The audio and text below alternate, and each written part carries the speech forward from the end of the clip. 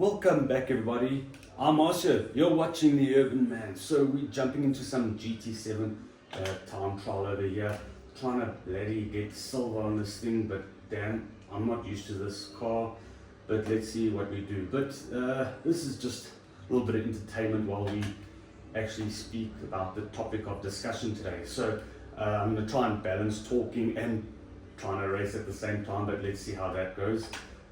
This car tends to slide all over the place. So I want to just speak a little bit about the Switch 2, and from what I've seen people posting online and some of the hate that the Switch 2 is getting, which I find a bit ridiculous, where people are saying, why get a Switch 2 when you can buy for the same price a Xbox or PS5? Guys, the Switch 2 is a completely different console on its own.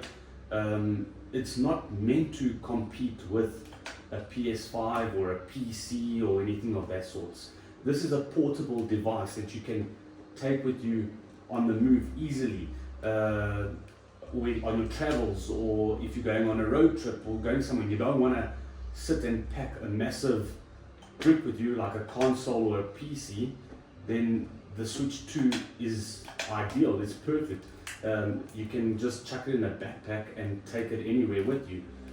So when I see these arguments of people saying, no, but you can get a PS5, or I've got a 5090 graphics card that I can run 300 FPS on Cyberpunk. I've seen that debate.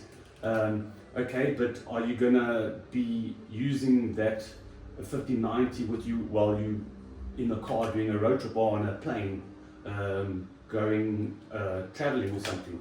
No, you're not. It's a completely different device for a different purpose.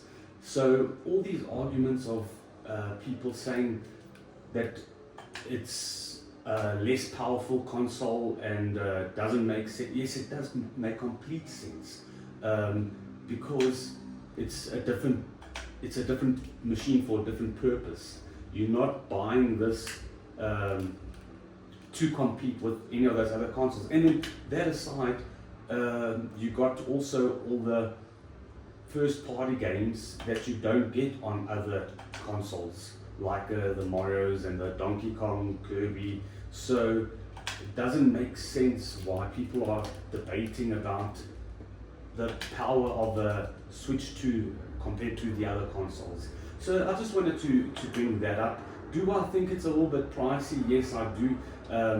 But I find it extremely funny that a lot of the people are complaining of the price, and they don't realize actually how good they have it. Here in South Africa, so in the US, I think it's $450, $500 depending on the console. You get 450 if you are getting just a base model with no game, and 500 if you're getting the Mario Kart version.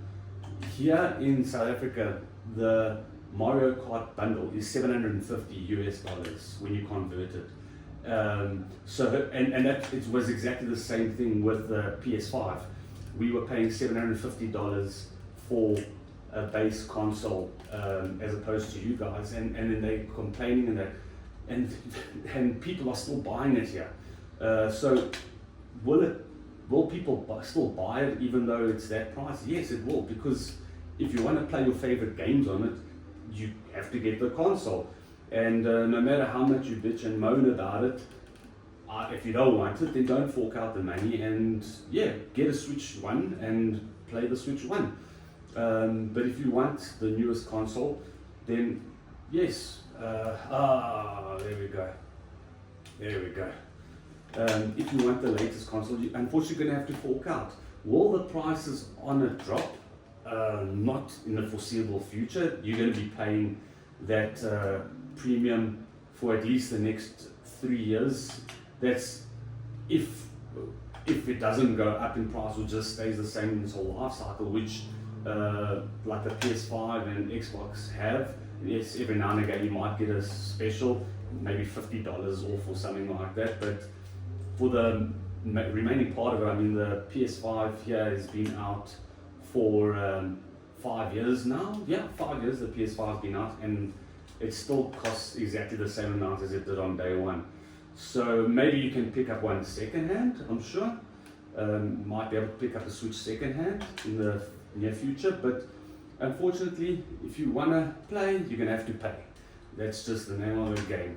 And yeah, anyways, I'm going to be picking mine up next week. I did pre-order, but I'm got a little trip planned, so I'm going to be picking one up when we go overseas next week.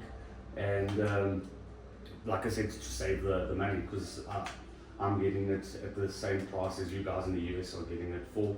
So yeah, I decided, yeah, I'll wait a bit. It doesn't bother me that I didn't get it on launch day like a lot of other people. Like, I have to have it on launch day.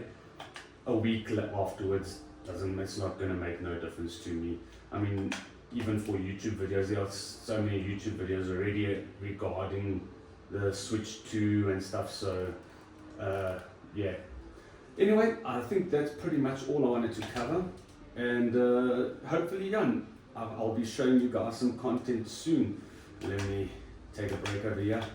Showing you guys some content soon of the Switch 2 and what I think of it. Appreciate you guys watching. See you in the next one. Cheers for now.